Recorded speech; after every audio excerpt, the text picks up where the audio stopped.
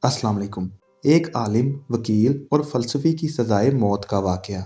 एक बादशाह ने 3 बेगुनाह लोगों को फांसी की सजा सुना दी। इनमें एक आलिम, दूसरा वकील और तीसरा एक फलसफी था। जब उन तीनों को सजा देने के लिए फांसी गाड़ पर लाया गया तो उन्होंने देखा कि एक बहुत बड़ा वजनी पत्थर एक चरखे के ऊपर से रस्से से बंधा हुआ था। रस्से को खोला जाता तो चरखे से ढीला होकर पत्थर सीधा नीचे पड़े शख्स पर पड़ता और वो कुचला जाता। सबसे पहले आलिम को तख्ते पर लटाया गया और उससे उसकी आखिरी ख्वाहिश पूछी गई।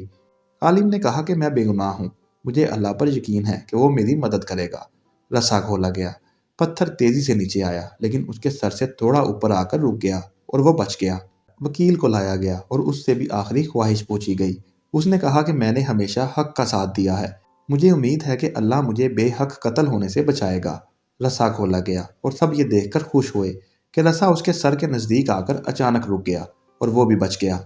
अब फलसफे की बारी आई, उससे उसकी आखिरी ख्वाहिश पूछी गई तो उसने कहा कि ना तो आलिम को उसके यकीन ने और ना ही वकील को उसकी हक गोई ने बचाया है, बल्कि मैंने गौर किया है कि रस्से में गांठ है जिसकी वजह से रस्सा चरखे पर आकर रुक जाता है।